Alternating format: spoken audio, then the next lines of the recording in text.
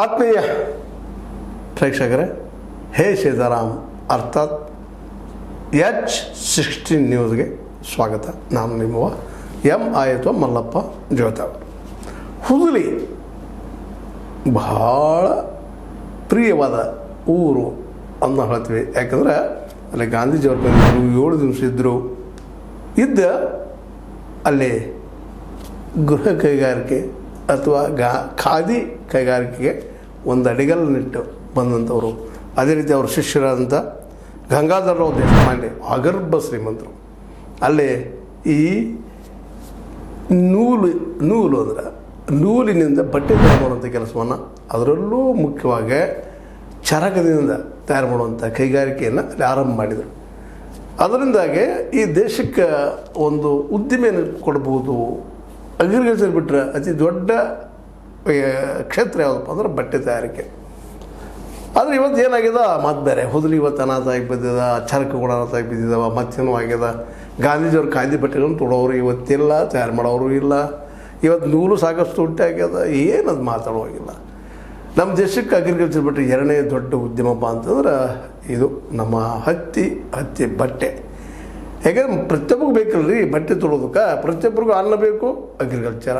ಪ್ರತಿಯೊಬ್ಬ ಬದುಕಬೇಕಾಗಿದೆ, ಅನ್ನಕಲ್ಚರ, agriculture.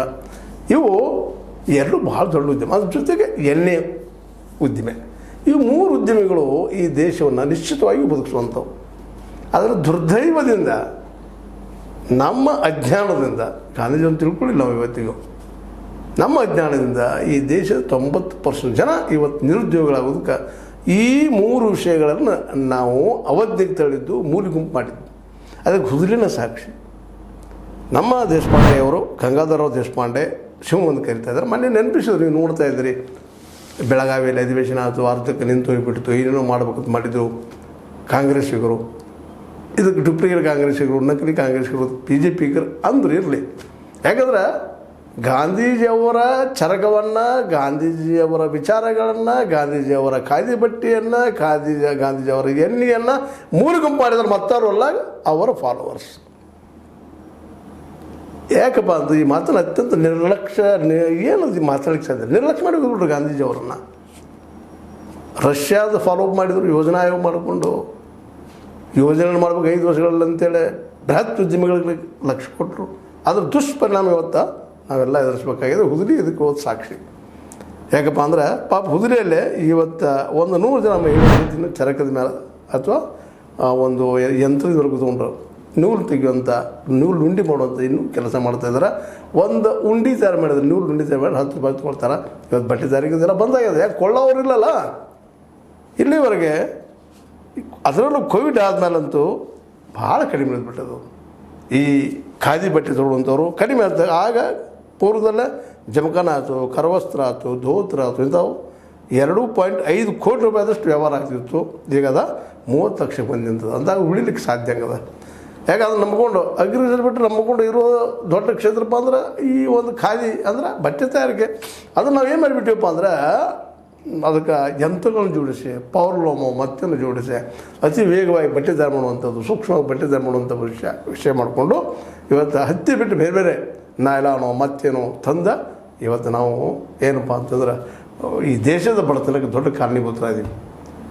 Modernise ಆಧುನಿಕತೆ ಚಂದ ಕಾಣಬೇಕು, ಮತ್ತೇನು ಮಾಡಬೇಕು. ಹೌದು ಬೇಕು, ಅದಿಲ್ಲ ಅಂತಲ್ಲ.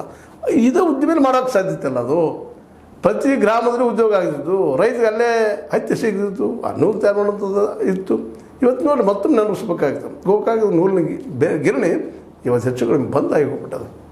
ಅದರಿಂದಾಗಿ 10,000 ಬೃಹತ್ ಉದ್ಯೋಗ ಮಾಡಿದ್ದಾರೆ. ಅದು ಬೃಹತ್ ಉದ್ಯಮ ಮಾಡಲಾರ್ದ ಪ್ರತಿ ಹಳ್ಳಿಗೇನು ಅಲ್ಲೇ ಅವ್ರು ನೂಲು ತಯಾರು ಮಾಡೋದು, ಅಲ್ಲೇ ಆ ಜನರಿಗೇನ ನೂಲು ತಯಾರು ಮಾಡಿ ಬಟ್ಟೆ ತಯಾರು ಮಾಡುವಂಥ ಕೆಲಸವನ್ನು, ಕರಕುಶಲ ಕೆಲಸವನ್ನು ಅಲ್ಲೇ ಬಿಟ್ಟಿದ್ರೆ, ಅದರಲ್ಲಿ ಹೊರಗೆ ಅವರು ಎಂಟ್ರೆನ್ಸ್ ಮಾಡೋದು ಹೋಗಿದ್ರೆ ನಮ್ಮ ನೆಹರು ಇವತ್ತು ಈ ಉದ್ಯಮ ಬದುಕ್ತಿತ್ತು. ಇವತ್ತಿನದು ಮರಳಿ ಆ ಮಟ್ಟಕ್ಕೆ ಬರ್ತಂತ ಹೇಳಿಕ್ಕೆ ಸಾಧ್ಯ ಇಲ್ಲ. ಯಾಕಂದ್ರೆ ಈಗ ನಮ್ಮ ಬೃಹತ್ ಉದ್ಯಮಿಯಾಗಿ ಸೂರತ್ನಲ್ಲಾಗಿರ್ಬೋದು, ಮತ್ತು ದಾವಣಗೆರೆಯಲ್ಲಿ ಆಗಿರ್ಬೋದು, ಜೊತೆಗೆ ನಮ್ಮ ರಬುಕವಿ ಬನಟ್ಟಿಗಳಲ್ಲಿ ಆಗಿರ್ಬೋದು, ಮತ್ತು ಬೇರೆ ದೇಶ ಸೂರತ್ ಜೊತೆಗೇನು ಅಹಮದಾಬಾದ್ ಅಲ್ಲಿ ಎಲ್ಲ ಕಡೆ ಇದು ಉದ್ಯೋಗ ಆಗಿಬಿಡ್ತಿದ್ರಿ ಪ್ರತಿಯೊಂದು ಕಡೆ. ಅದನ್ನು ನಾವು ತಪ್ಪಿಸೇ ಬಿಟ್ಟಿವಿ. ಇವತ್ತು ಸುದ್ದಿ ಸ್ಥಿತಿ ಮಾಡಿಬಿಟ್ಟಿವಿ. ಹುದುಲಿ ಆಗಿರ್ಬೋದು, ಸೂರ್ಯಪಾನ ಆಗಿರ್ಬೋದು, ಶಿವಪೇಟೆ ಆಗಿರ್ಬೋದು, ರಬಕ ಬನಿಟೆ ಆಗಿರ್ಬೋದು, ಅದೇ ಕಾಲಕ್ಕೆ ಮಹಾರಾಷ್ಟ್ರದಲ್ಲಿ ಈಚಲಕರಂಜಿ ಆಗಿರ್ಬೋದು. ಇಲ್ಲೆಲ್ಲ ಕಡೆ ಏನಾಗ್ಬಿಟ್ಟು ಮಷಿನ್ ಬಂದ ಮಧ್ಯದಾಗೆ ಈ ಒಂದು ಕೈಗಾರಿಕೆಯನ್ನು ನಾಶ ಮಾಡಿದರೆ. ಎರಡನೇದಾಗೆ ನಾವು ಬಟ್ಟೆಯನ್ನು ಇಂಪೋರ್ಟ್ ಮಾಡ್ಲಿಕ್ಕೆ ಶುರು ಮಾಡಿಬಿಟ್ವಿ. ಇವತ್ತು ಏನಾಗ್ಬಿಟ್ಟದಪ್ಪ ಅಂತಂದ್ರೆ ಆ ಇಂಡಸ್ಟ್ರಿ ಉದ್ಯೋಗ ಇಲ್ಲ ಇವತ್ತು. ಹಾಗಾಗಿ ಕಂಬಾರಿಕೆ ಅವು ಉದ್ಯೋಗಗಳಿಲ್ಲ ಇವತ್ತು. ಕಂಬಾರಿಕೆ ಇಲ್ಲದ ನಿಮಗೆ ಎಲ್ಲ ಹೋಗಿದ್ದು ಮಷಿನ್ದಾಗ ಹೋಗಿ ಮಾಡ್ಕೊಂಡು ಬಂದುಬಿಡೋದು. ಒಬ್ಬ ರೈತ ಬೇಕಾದಂಥ ಒಂದು ನೇಗಲ, ರಂಟಿ, ಕುಂಟಿ, ಬಂಡಿ ಇವೆಲ್ಲ ಅಲ್ಲೇ ತಯಾರಾಗ್ತಿದ್ವು. ಪ್ರತಿ ಹಳ್ಳಿಗೂ ಅವೆಲ್ಲರೂ ಹೋಗಿ ತಯಾರಾಗಿ ಬರ್ತಾವೆ. ಇವತ್ತು ಯಾವ ಕಿರ್ಲಸ್ಕೋರ್ಲು ಬರ್ಲಸ್ಕೋರ್ ಅಂತ ಹೇಳಿ ದೊಡ್ಡ ದೊಡ್ಡ ಫ್ಯಾಕ್ಟ್ರಿ ಕೂತ ಇವತ್ತು ಅವರು ಶ್ರೀಮಂತರಾಗಿದ್ದಾರೆ ಇಲ್ಲ ಅಂತಲ್ಲ, ಆದರೆ ಎಷ್ಟು ಮಂದಿ ಉದ್ಯೋಗ ಕೊಟ್ಟರು. ಪ್ರತಿ ಊರಲ್ಲೂ ಒಬ್ಬ ಕುಂಬಾರ ಇದ್ದಪ್ಪ ಅಂದ್ರೆ ಕುಂಬಾರ ಫ್ಯಾಮಿಲಿಗಳು ಅವ್ರ ಜನ ಎಲ್ಲ ಕೂಡ ಉದ್ಯೋಗ ಮಾಡ್ತಿದ್ರು, ಬದುಕ್ತಾಯಿದ್ರು. ಕುಂಬಾರಿಕೆ ಜೊತೆಗೆ ಇನ್ನೂ ಎಣ್ಣೆ ತಯಾರು ಮಾಡ್ತಾ ಗಾಣಿಗರು ಇವರು ಪ್ರತಿ ಹಳ್ಳಿಯಲ್ಲಿ ಇರ್ತಿದ್ರು. ಇದರಿಂದಾಗಿ ಎಲ್ಲರಿಗೂ ಉದ್ಯೋಗ ಸಿಗ್ತಿತ್ತಲ್ಲ, ಇದನ್ನು ಗಾಂಧೀಜಿಯವರು ಬಯಸ್ತಾಯಿದ್ರು. ಇವತ್ತು ನಮಗೆ ದೊಡ್ಡ ದುರಂತ ಸಾಕ್ಷಿ ಯಾವುದಪ್ಪ ಅಂದ್ರೆ ಹುದಲಿ. ದೊಡ್ಡ ಇಂಡಸ್ಟ್ರಿಯಾಗಿ ಬೆಳಿಬೇಕಂತ ಏರಿಯಾ ಬೆಳಗಾವಿಗಿದ್ರೆ ದೊಡ್ಡದಾಗಿ ಬೆಳಿಬೇಕಂತ ಹುದಲಿ ಇವತ್ತು ಬೆಳಗಾವಿ ಒಂದು ತಾಲೂಕಿನಲ್ಲೋ ಜಿಲ್ಲೆಯ ಅಂಡರ್ದಲ್ಲಿ ಬರ್ತೀವಿ, ಸಣ್ಣ ಗ್ರಾಮ ಆಗಿದೆ. ಆ ಗ್ರಾಮ ನೋಡಿದ ಮನಸ್ಸಿಗೆ ಎಷ್ಟು ನೋವಾಗ್ತದಪ್ಪ ಅಂತಂದರೆ ಇಂಥ ಇಂಡಸ್ಟ್ರಿ ಈ ದೇಶದಿಂದ ನಮ್ಮವರು ಓಡಿಸಿಬಿಟ್ರಲ್ಲಪ್ಪ. ಈ ಅಜ್ಞಾನಿಗಳು ಅನ್ಬೇಕು, ಸುಜ್ಞಾನಿಗಳು ಅನ್ಬೇಕು, ಮಾಡರ್ನೈಸ್ ಅಂತೇಳಿ ನಮ್ಮ ವಿಶ್ವೇಶ್ವರಯ್ಯನವರು ದೊಡ್ಡ ಪ್ರಮಾಣದಲ್ಲಿ ಬೃಹತ್ ಡ್ಯಾಮ್ಗಳು ಕಟ್ಟುವ ಮೂಲಕ ಏನು ಮಾಡಿದ್ರು, ನೀರಾವರಿ ಮಾಡಿ ಕೆಲವು ಕಡೆ ಅಷ್ಟಾಗಿ ಬಿಡಿತದು. ಅದು ಚೆಕ್ ಡ್ಯಾಮ್ಸ್ಗಳನ್ನು ಮಾಡಿದ್ರೆ ಪ್ರತಿಯೊಂದು ಕಡೆ ಅವ್ರು ನೀರು ನಿಲ್ಲಿಸ್ಕೊಂಡು ಹೋಗುವಂಥ ಮಳೆ ಆದಾಗ ಸಣ್ಣ ಡ್ಯಾಮ್ ಮಾಡಿದರೆ ನಮ್ಮ ಕಾಡು ನಾಶ ಆಗ್ತಿರಲಿಲ್ಲ. ಮತ್ತು ಅಲ್ಲೆಲ್ಲ ನೀರು ನಿಲ್ಲೋದ್ರಿಂದಾಗೆ ಭೂಮಿಯಲ್ಲಿ ನೀರು ಹಿಂಗೋದ್ರಿಂದಾಗೆ ನಮ್ಮ ಬಾವಿಗಳು ನೀರು ಇರ್ತಿತ್ತು. ಇವತ್ತು ಏನು ಮಾಡಿಬಿಟ್ಟು ಅದು ಎಲ್ಲೋ ಒಂದು 4-5 ಜಿಲ್ಲೆಗೂ 5-6 ಜಿಲ್ಲೆಗೂ ಒಂದು ಡ್ಯಾಮ್ ಕಟ್ಟಿ ಏನೋ ಮಾಡಿ ನೀರು ಸಂಗ್ರಹ ಮಾಡುವಂಥ ದೊಡ್ಡ ಬೃಹತ್ ಡ್ಯಾಮ್ ಕಟ್ಟಿದ್ದೀವಿ. ಅದನ್ನು ಕಾಡು ನಾಶ ಅದು ಮತ್ತೇನೋ ಅದು. ಆ ನೀರಿನಿಂದ ನಾವು ಕಬ್ಬು ಬೆಳೆ ಆಗಿದ್ದೀವಿ. ಕಬ್ಬು ಬೆಳೆದು ಏನು ಮಾಡ್ಲಿಕ್ಕೆ ಇದ್ದೀವಿ ಇವತ್ತು ನಾವು? ಏನು ಲಾಭದ ಕಬ್ಬಿನಿಂದ ಮತ್ತೆ ಹೇಳಬೇಕಾಗ್ತದೆ ಇದನ್ನು. ಮತ್ತು ಅವ್ರ ಮಾರ್ಕೆಟು ಇವತ್ತು ಕೊಡಲಿಲ್ಲ ನಾವು ಪಾಪ ರೈತರಿಗೆ. ಇಂಥ ಮುಖ್ಯ ಉದ್ಯೋಗಗಳನ್ನ ಹಾಳು ಮಾಡಿದ್ವಿ. ಅದು ಕುದುರೆ ಒಂದು ಸಾಕ್ಷಿ, ಸೂರ್ಯಬಾನು ಸಾಕ್ಷಿ. ಇನ್ನೊಂದು ಭಾಳ ಮಹತ್ವದ ಏನಪ್ಪ ಅಂದ್ರೆ ಗುಳೇದ ಗುಡ್ಡ ಅಂತೇಳಿ ಅಲ್ಲೂ ಭಾಳ ಇಂಡಸ್ಟ್ರಿಗಳು ಇದ್ದೂ ರೀ. ಇವೆಲ್ಲ ಗಾಂಧೀಜಿಯವರು ಇದನ್ನು ಬೆಳೆಸ್ಬೇಕಂತ ಸಾಕಷ್ಟು ಪ್ರಯತ್ನ ಮಾಡಿದ್ರು. ಅವ್ರ ಜೀವನದ ಮೂಲ ಉದ್ದೇಶ ಒಂದು ಮೊದಲನೇದಾಗೆ ಸ್ವಾತಂತ್ರ್ಯ, ಎರಡನೇದಾಗೆ ಅವ್ರು ಬಯಸಿದ್ದು ಏನಪ್ಪ ಅಂತಂದ್ರೆ ನಮ್ಮ ಗ್ರಹ ಕೈಗಾರಿಕೆಗಳು ನಮ್ಮಲ್ಲಿ ಬೆಳಿಬೇಕಂದ್ರೆ ಅರ್ಥ ಬೇಕಲ್ರಿ. ಅರ್ಥವ್ಯವಸ್ಥೆ ದುಡ್ಡು.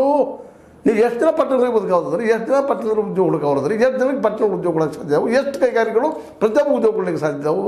ಇದನ್ನು ವಿಚಾರ ನಾವು ಮಾಡಲೇ ಇಲ್ಲ. ರಷ್ಯಾದ ಜನ ಕಡಿಮೆ ಇದ್ದರು.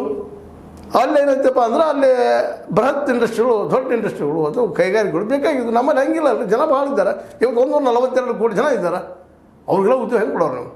ಅಗ್ರಿಕಲ್ಚರ್ದು ಲಾಸ್ ಮಾಡಿಬಿಟ್ರಿ, ಎಲ್ಲ ಕಾರ್ಪೊರೇಟ್ಗೆ ಕೊಟ್ರಿ. ಕಾರ್ಪೊರೇಟ್ಗಳು ತಮಗೆ ಎಷ್ಟು ಬೇಕು ಲಾಭ ಮಾಡ್ಕೊತಾರೆ. ಅವ್ರ ದುಡ್ಡು ಕಡಿಮೆ ಕೊಟ್ಟು ಹೆಚ್ಚು ದುಡಿಸ್ಕೊಳ್ತಾರೆ. ಇದಾಗಿದೆ ತಮ್ಮ ಹಳ್ಳಿಯಾಗಿ ಬೆಳಕೋತಿದ್ರು, ಮಾಡ್ತಿದ್ರು, ಪಟ್ಟಣದಿಂದ ಮಾರ್ಕೋತಿದ್ರು, ಮತ್ತು ತಮ್ಮ ಊರಿಗೆ ಹೋಗ್ತಿದ್ರು. ಎಷ್ಟು ಸಿಂಪಲ್ ಇತ್ತಲ್ಲಿ ಗಾಂಧಿ ಬಯಸಿದ್ದು. ಆ ಹುದಲಿ ಆಶ್ರಮ ಅಲ್ಲಿ ಪಾಪ ಅವರು ನಿರುದ್ಯೋಗಿಗಳಾಗಿದ್ದು ಎಲ್ಲ ನೋಡಿದಾಗ ನಾವು ಮಾಡಿದ ತಪ್ಪುಗಳಿಂದ ಗಾಂಧೀಜಿಯವರು ಹಾಕಿಕೊಟ್ಟಿದ್ರು ನಮ್ಗೆ ಒಳ್ಳೆಯ ಮಾರ್ಗವನ್ನು, ಅದನ್ನು ಬಿಟ್ಟಿದ್ದರಿಂದಾಗಿ ಇವತ್ತು ನೋಡಿರಿ ಕಾಂಗ್ರೆಸ್ ಅಧಿವೇಶನ ಆದರೂ ಸಹಿತ ಹುದುರಿಗೆ ಅಷ್ಟು ಇಂಪಾರ್ಟೆನ್ಸ್ ಕೊಟ್ಟಿಲ್ಲ. ನಿಜವಾಗಿಯೂ ಕರ್ಮಭೂಮಿ ಅದು ಗಾಂಧೀಜಿಯವರು. ಆ ಕರ್ಮಭೂಮಿಯನ್ನು ದೊಡ್ಡದಾಗಿ ತೋರಿಸ್ಬೇಕಾಗಿತ್ತು. ಅದು ಗಂಗಾಧರ ರಾವ್ ದೇಶಪಾಂಡೆ ಅವರನ್ನು ಸಾಕ್ಷಿ ಇಟ್ಕೊಂಡು ದೊಡ್ಡ ಬೆಳೆಸ್ಬೇಕಾಗಿತ್ತು. ಅದನ್ನು ನಮಗೆ ಯಾರಿಗೂ ಅದ್ರ ಬಗ್ಗೆ ಕಾಳಜಿ ಇಲ್ಲ. ಹೀಗಾಗಿ ನಾವು ನಿರುದ್ಯೋಗಿಗಳಾಗಿದ್ದೀವಿ, ಬಡತನ ಹೆಚ್ಚಾಗ್ಯದ. ಇವತ್ತು ಮೋದಿ ಅಂತ ಒಬ್ಬರು ನಾಯಕರು ಬಂದ ಹಿಂದಾದವ್ರು ತಪ್ಪಲ್ಲ. ಇವರೆಲ್ಲ ಕೂಡಿ ಇವತ್ತು ಏನು ಮಾಡಿದಾರಪ್ಪ ಅಂತಂದ್ರೆ ಉದ್ಯೋಗ ಇಲ್ಲದಂಥ ಪರಿಸ್ಥಿತಿಯನ್ನು ಮಾಡಿದ್ದಾರೆ. ಹೀಗಾಗಿ ಪ್ರತಿಯೊಂದು ಊರು ಹುದುರಿಗೆ ಆಗಿ ಹೋಗ್ಬಿಟ್ಟದ. ಜನ ನಾವು ಒಳ್ಳೆ ಬಟ್ಟೆನ ಹಾಕಿದಾಗ ಕಾಣಿಸ್ತಾ ಇರ್ತೀವಿ, ಒಳಗೆಲ್ಲ ಹರಿದು ಹೋಗಿಬಿಟ್ಟಿರ್ತೀವಿ ನಮ್ಮ ಬದುಕ. ಅದಕ್ಕಾಗಿ ಈ ಹುದುಲಿನ ಯಾಕಂದಪ್ಪ 15ರ ಬಗ್ಗೆ ರಿಪೋರ್ಟ್ ಬಂದಿತ್ತು. ಅಲ್ಲಿಯ ಕೆಲಸಗಾರರ ಬಗ್ಗೆ ಅಲ್ಲಿಯ ರಿಪೋರ್ಟ್ಗಳು ನೋಡಿದಾಗ ಎಷ್ಟು ನೋವು ಆಯಿತು.